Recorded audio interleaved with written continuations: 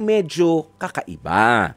Ang problema raw po kasi ay may pinagdaraan ng kondisyon itong si Rojen. Si Rojen po yung babaeng karelasyon nitong si Audrey.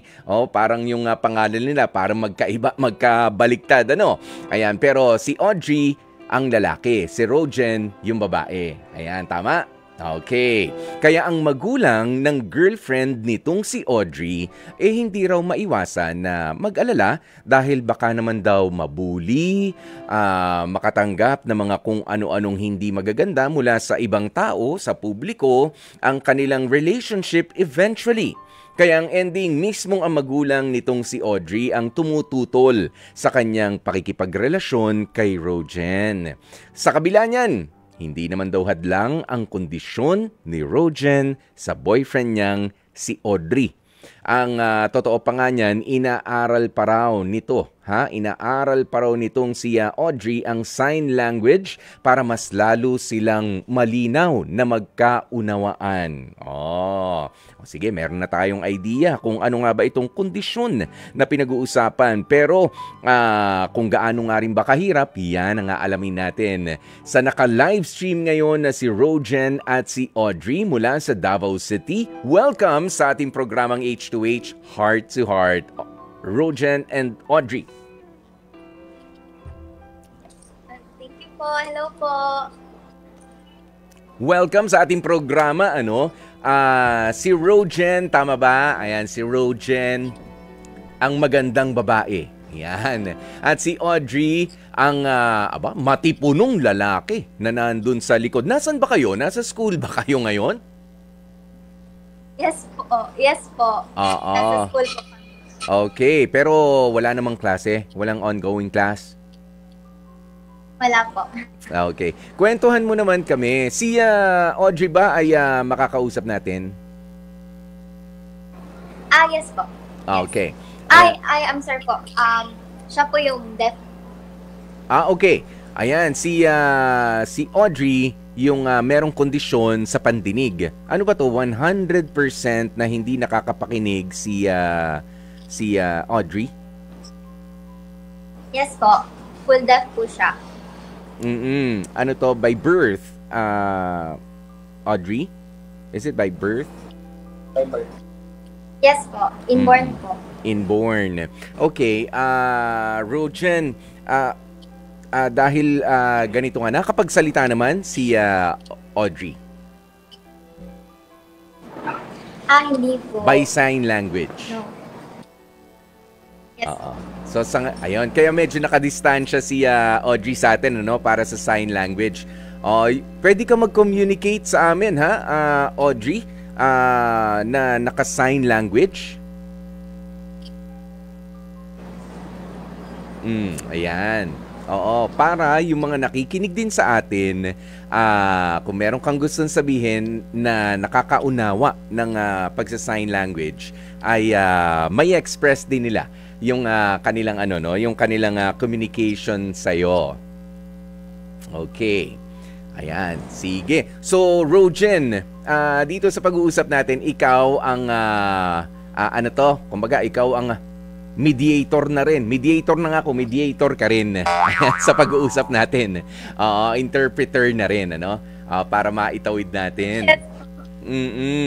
Ayan, okay. Alam mo, may worry nga yung magulang daw nitong si Audrey na baka raw mabuli si Audrey sa pagpapatuloy ng relationship ninyo. Pero ganito, ang tanong ko muna, paano ba nagsimula ang kaswitan? Paano ba dumiskarte si Audrey sa'yo, Rojen?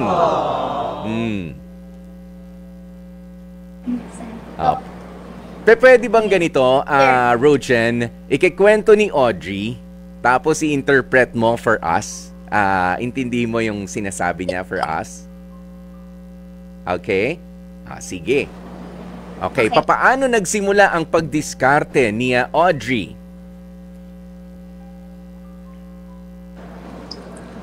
So before po, hearing ako, tapos ako yung hearing po, siya po yung deaf. Tinuturuan ako mag-learn ng sign language. Mhm. Yes, food hub. Yes po, Oo. nag-meet kami sa food hub before. Yeah. Yes, my friend kasi akong deaf, si Francis, which is Classmate mo? nakita niya ako, yes, classmate ko. And then, Mm. Yun. umupo kami sa isang seat sa canteen kasi nakita siya ni Francis, which is mga deaf din sila, kumakain sa canteen. Mm. Nagtuturuan muna ng Then, sign language, ha? Mm. Yon. Oh, medyo nagkaroon lang ng ano, no? Rogen. Oh, medyo na ano yung linya natin. Ayan. So, nagkikita, nagtuturuan ng sign language, hanggang sa meron ng pagkain eh. Meron ng pagkain na sinabi eh. Nagkayayaan ng kumain ba? Tama ba, Rogen?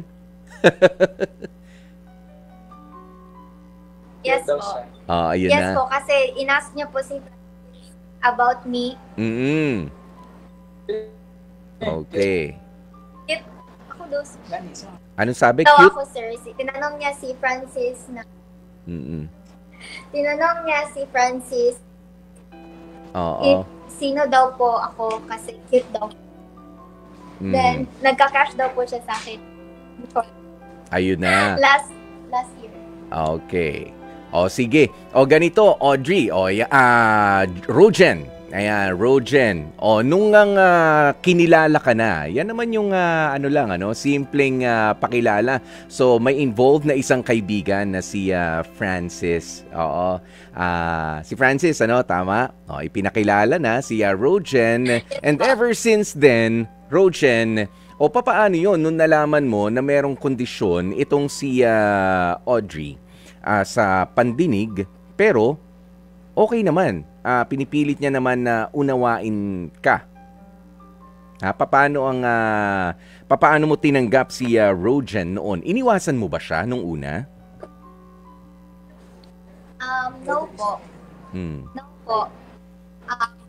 Actually, aware po ako. I know na deaf si Audrey that time. Kasi, varsity siya sa school po. So, nakikita ko po siya na naglalaro ng basketball. Mhm. Okay. So, Ayan. ang tatanungin ko naman siya. Oo. Medyo nagpuputol-putol lang, Rogen, yung yung audio sa linya. Okay, sige, yung mas steady na tayo, no? Okay, varsity ng basketball, pero hindi ba nahihirapan itong si Audrey noon? Syempre sa basketball, merong mga pito ng referee, merong mga may mga odal cue na sa paglalaro. Through sign language din. Ang mga senyasan. Ganun ba? Mix po. Mix po. Mix. Nag-use po sila ng sign. Okay. Yung foul po, time po ng referee po. Alam naman. Syempre, mga senyasan nga rin dyan, Ayan, pero napabilib ka na doon pa lang sa paglalaro ng basketball ni Audrey. Ha? Magaling ba? Ha? Rogen, ikaw na Yes sumagot po. niya. Saan magaling? Yes po. Sa loob o sa labas? Actually po, international po siya na basketball. Pilipinas po. Def Pilipinas. Okay. Di ba nga? Ay, iba namang klase talaga. Kaya naman pala napakaganda rin ng talagang yung build nitong si Audrey, pambasketball, atleta naman pala. Na certified. At nire-represent pa pala ang Pilipinas. Okay. Rogen, papaano mo sinagot nga yung worry ng nanay ni Audrey na baka naman mabuli pa yung anak ko sa pagpapatuloy ng relationship ninyo?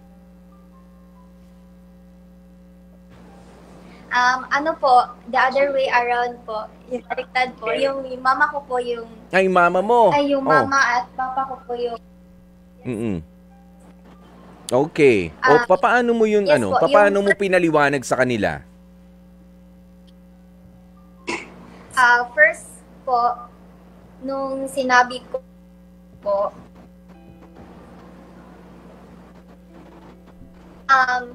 medyo lang po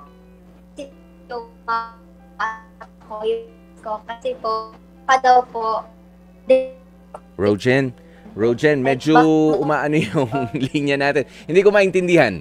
Hindi ko maintindihan yung sagot. Oo. Ayan, ayusin muna natin. Ayusin muna natin yung linya natin, Rojen. Ayan, pero nakakatuwa naman itong couple na ito, no, si Rojen at si Audrey. Opo, sa mga kapatid nga po natin, na mga katutune-in lang, si Audrey ay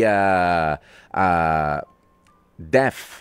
Oo, walang pandinig, inborn mula pa nang siya ay isilang. Pero nire-represent niya, isa siya doon sa team ng mga ng mga may diferensya sa pandinig na nire-represent ang Pilipinas. Nire-represent ang Pilipinas sa mga international competition sa basketball. Kita nyo?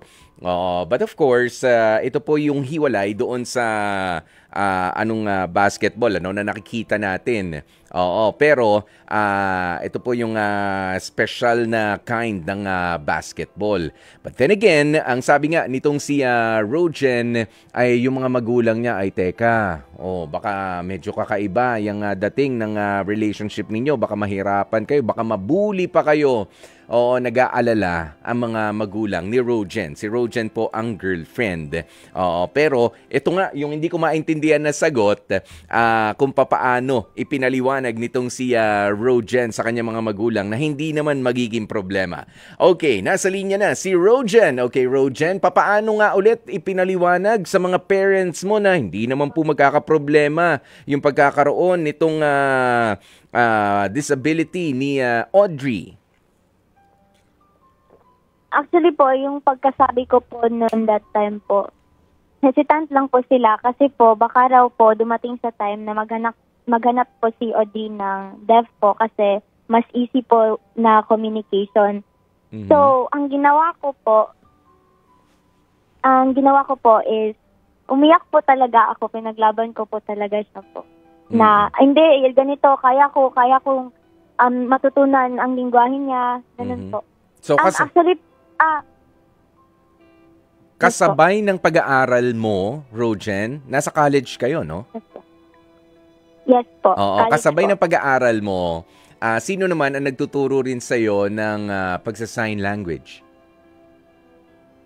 Actually po, before pa po ako nag-college po, alam ko yung alphabet na sign kasi interested ako sa sign language. Then nung nagka-college po ako, may deaf classmates po kami, which is kami po yung nagtatry na mag-interpret. So, alam namin yung basic sign. Basic. Kaso po, yes po. Kaso po, nagka-conflict po kami ng deaf classmate ko that time. So, parang nag-distansya ako. Tapos matagal kami hindi talaga nag-usap. So, parang nalimutan ko na lahat. Then nung,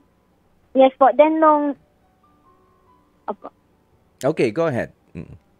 Tapos nung, yung college classmates ko na deaf is nagka-okay din naman kami. So, parang, yun din yung time nakilala ko si Audrey po. So, siya po ang tututuro na sa akin po. Like, first date po kasi namin nagta-type pa lang ako hanggang sa gusto niya talaga na wala nang mag-type ng cellphone kasi paano daw ako matututo. Yung ganun po. Oo nga, no? Pwede kayo mag-communicate na yun sa text messaging. Alam ko nga, para nung, late 90s, parang isa pa yan sa mga pumatok na sa advertisement on deaf yata yung isang karelasyon pero through text nakapag-message sila. Pero ito talagang inaral mo yung tawag mo nga dyan, yung sign language talaga so ngayon ba mas well versed ka na sa sign language at hindi na lamang basic na mga conversation yung kaya mo? Syempre makikipagkwentuhan ka na kay Audrey Yes po. Pero may mga words lang po na hindi ko pa masyadong Pero pag nag-uusap po kami, talagang straight na po. Papaano naman kapag dumarating yung mga panahon na medyo nagkakatampuhan kayo, Rojen? Sabihin mo sa amin, ha? Kwento mo na lang sa amin. Saan matampuhin si Audrey? Ano po, mabilis po siya magtampo kasi ano po siya, seloso po si Audrey eto. Talagang, yes po, nahihirapan kami mag-communicate kasi may sariling grammar po kasi yung mga deaf at pagkakaintindi sa words is different po sa atin. So parang if sa chat lang po kami nag-uusap, talagang tumalala talaga. So yung ginagawa po namin sa VC na lang po or personal kasi mas pag nagsasign kami, nagsasorry din naman siya po. Like, okay po talaga siya. Oh, okay. So, minsan nagtatampo siya, nagkakamali pa yung, anong tawag mo rito, yung sign mo, ano? Yung mga senyas mo sa kanya, pero dinadaan mo na ulit, bumabalik ka muna doon sa text para mas malinawan. Yes po.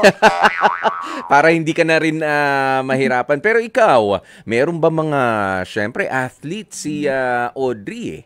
'Di ba? Athlete siya, hindi ka rin ba? Meron din ba mga umaaligid diyan, mga nagpapapansin?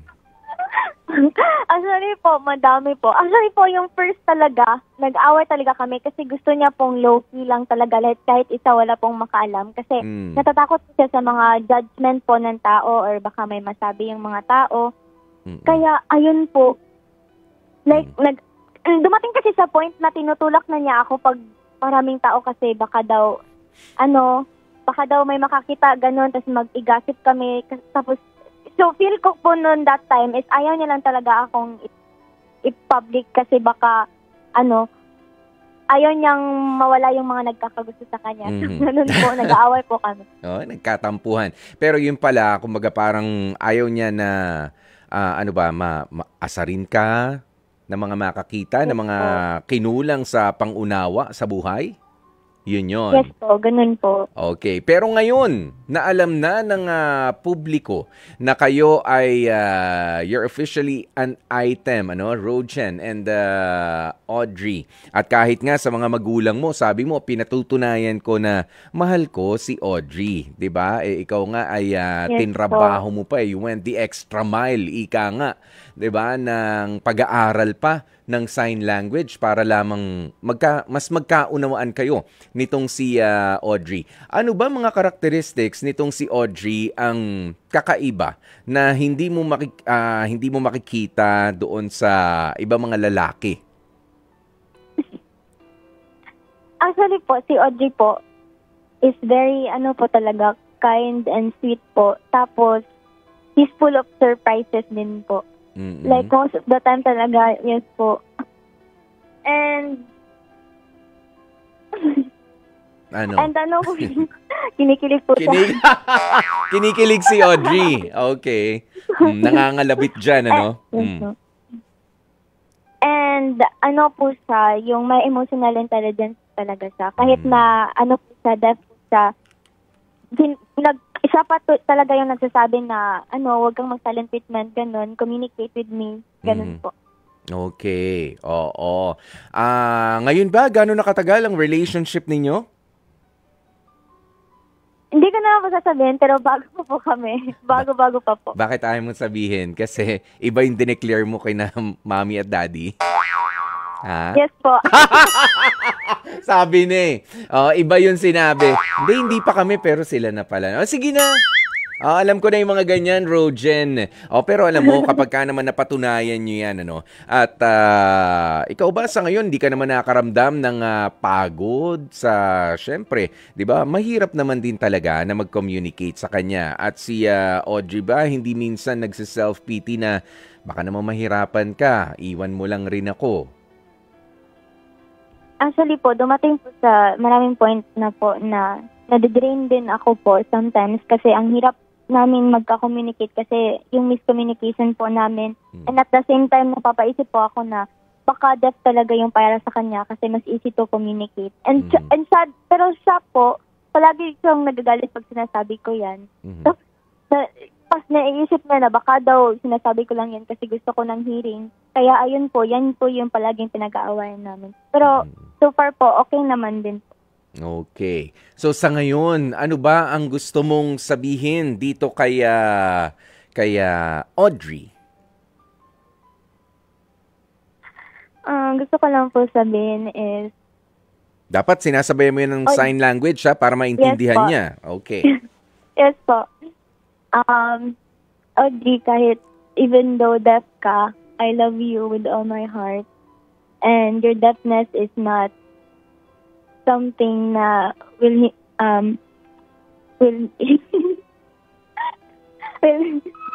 will hinder my love for you. And kahit ano gagawin ko para lang maturuan kang mag-speak, which is yan yung talaga yung gusto mo. And hindi ako mapapagod mag-learn ng language mo. And I will always try my best to communicate with you. At syempre, eto naman, paki-interpret mo nga ang gustong sabihin din naman nitong si Audrey para sa'yo, Rojen. Yes po. Okay. Audrey, ito na ang pagkakataon mo para naman sabihin ang appreciation mo sa pagmamahal nitong si Rojen.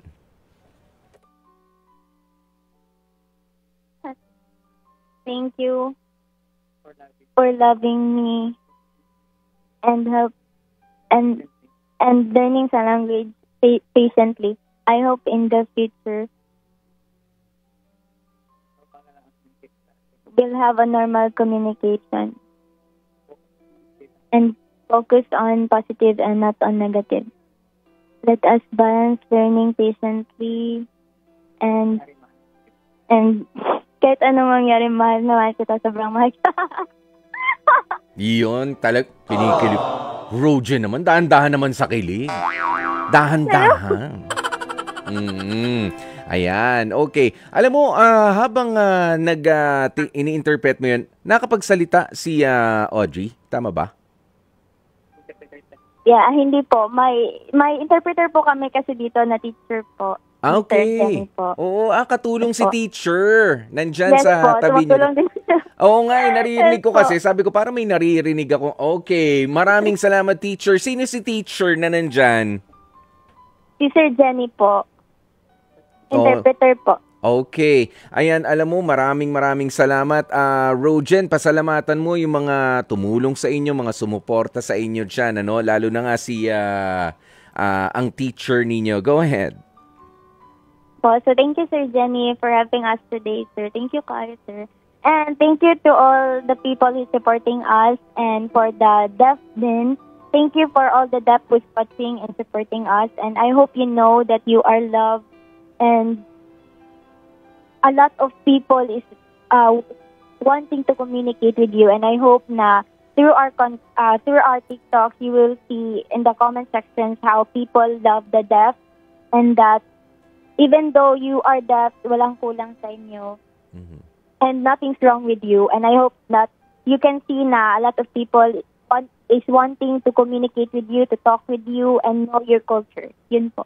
Yun. Very well said, ano?